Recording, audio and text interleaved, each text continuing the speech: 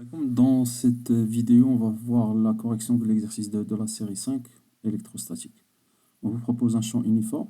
Il crée en haut un potentiel V0 et on va placer en haut un dipôle, un dipôle de moment dipolaire P parallèle à E0 et de même sens. Voilà un petit schéma qui résume qui traduit cet exercice. Ce qu'on vous demande comme première question, c'est de calculer le potentiel créé en un point M à grande distance, créé par le champ E0 et bien sûr le moment dipolaire.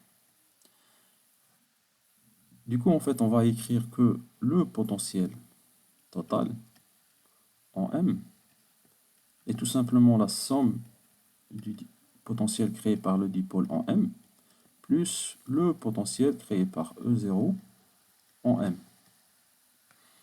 Or, le potentiel créé par le dipôle en M, c'est exactement, il a l'expression qu'on a vue pendant le cours, c'est P cos θ, c'est la norme du moment dipolaire sur 4 pi epsilon 0 r au carré. Je précise deux choses, c'est que l'angle θ, comme on l'a vu, c'est cet angle-là, θ et r, c'est exactement la distance OM. Ou vous pouvez le noter ici, c'est que r est égal à OM. Pour le deuxième, le potentiel en M, alors ce que je vous propose, c'est de calculer la circulation du champ E0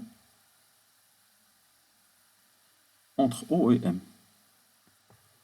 On va écrire par définition, c'est le produit scalaire de O par une quantité infinitésimale du parcours sur lequel on calcule la circulation, dl. Or, E0 est un champ uniforme. Donc, on peut le sortir de l'intégrale et on peut écrire tout simplement que l'intégrale va s'appliquer juste sur dl, qui va nous donner au final, c'est E0, produit scalaire de E0, par dl. Désolé, plutôt par, quand vous intégrez dl entre OM, ça vous donne le vecteur, bien sûr, OM.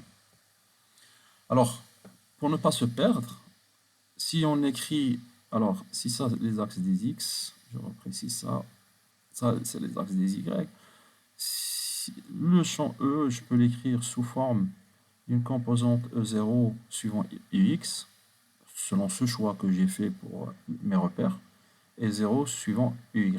Or, OM, je peux l'écrire comme une projection de OM sur l'axe des x, ça va me donner R cos θ, et R sinus θ sur les axes des y. Or, quand vous calculez, alors, je ne sais pas où c'est parti le M, quand vous calculez ce produit scalaire, ça vous donne que la circulation de E0 égale à E0 R cos θ, tout simplement. Or, je sais par définition que aussi la circulation est égale au potentiel au point O, première borne, moins le potentiel en M. On a dit que la circulation est indépendante du parcours suivi, du chemin suivi. Elle dépend juste du point de départ et point final. Or, nous, ce qu'on cherche, c'est plutôt V en M.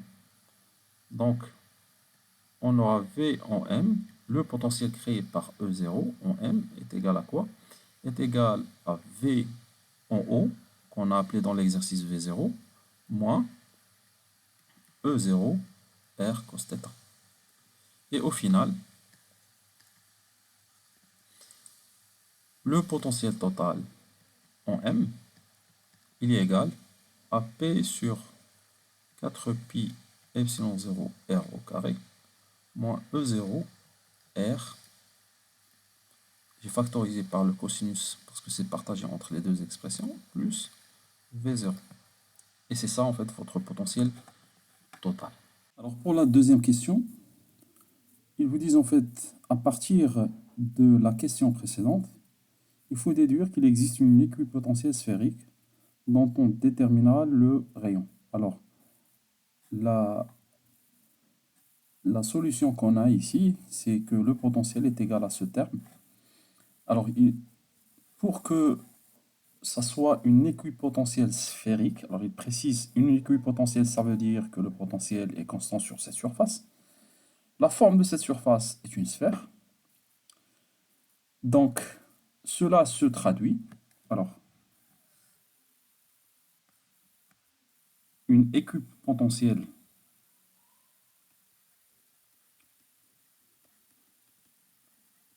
sphérique se traduit par deux choses. V est constant et le potentiel est indépendant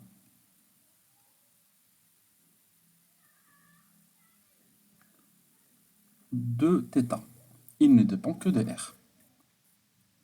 Or, on a vu dans l'expression précédente que le potentiel égale à P sur 4pi epsilon 0 R carré moins E0 R, le tout fois un cosinus θ, plus V0. Alors, ce potentiel-là, il dépend de θ.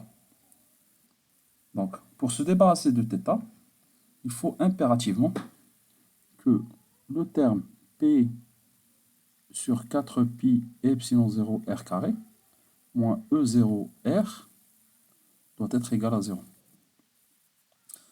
Dans ce cas-là, on aura un potentiel indépendant de θ, invariant par θ, ne change pas en fonction de θ, et il aura la forme sphérique dont le rayon est égal à P sur 4pi epsilon 0 R carré à la puissance 1 sur 3. Alors j'ai sorti juste le R en fait de cette équation. Vous aurez cette expression-là. Plutôt, alors, j'ai trompé ici. C'est plutôt si vous déduisez le R, ici vous aurez, ça c'est plutôt E0. P sur 4pi epsilon 0 E0, la puissance de 1 sur 3. Donc la sphère équipotentielle elle a un rayon qui est égal à ce terme, et son potentiel, le potentiel de l'équipotentiel sphérique, est égal à V0. Ça, c'est la description ou les caractéristiques de cette équipotentielle sphérique. Donc retenez-le, une équipotentielle sphérique, elle doit avoir un potentiel qui est constant et elle ne dépend pas en fait de θ, c'est-à-dire indépendante de θ. Donc d'après la relation qu'on a déduite de la première question, ce terme-là doit s'annuler pour se débarrasser en fait de la dépendance de θ, c'est-à-dire le cosinus. Donc cela nous conduit à avoir en fait une description de la sphère équipotentielle ou la surface équipotentielle dont le rayon est égal à P sur 4pi epsilon 0 E0 à la puissance de 1 sur 3 et le potentiel de cette équipotentielle est égal à V0. Alors pour la dernière question, calculer le champ en M. Alors on va procéder de la manière la plus simple, c'est-à-dire qu'on va prendre l'expression ou plutôt la relation entre E et le potentiel, c'est-à-dire E est égal à moins grade V. Le potentiel, on l'a déjà calculé. En coordonnées polaires, on a les deux composantes, la composante orthoradiale et la composante radiale d'abord, qui est égale à moins la dérivée de V par rapport à R. On dérive l'expression du potentiel, on va trouver qui est égal à 2P cos θ, et ça c'est la composante orthoradiale du dipôle, sur 4pi epsilon 0 R cube, plus E0 cos θ, et ça c'est la composante du champ dans le repère polaire, ou dans la base polaire. La deuxième c'est Eθ, la deuxième composante c'est moins 1 sur R dérivé de V par rapport à θ. Elle est égale à P sinus θ, donc vous dérivez l'expression du potentiel qu'on a démontré dans la première question. Vous allez trouver que c'est égal à 4pi epsilon 0 R cube, et cette fois-ci c'est moins E0 sinus de θ. Et bien sûr, vous pouvez déduire cette expression-là aussi en utilisant le principe de superposition, c'est-à-dire vous rajoutez en fait l'expression du champ, mais il faut respecter en fait la base polaire, parce que l'expression du potentiel du dipôle est écrite à la base polaire, donc il faut projeter E dans la base polaire, que vous allez trouver, c'est sa projection à la base polaire, c'est sur la composante radiale est égale à E0 cos θ, et sur la composante radiale, elle aura en fait cette expression moins E0 sinus θ. Donc là, vous avez votre champ total qui est dû à la somme en fait du champ créé par un dipôle et ce champ uniforme E0.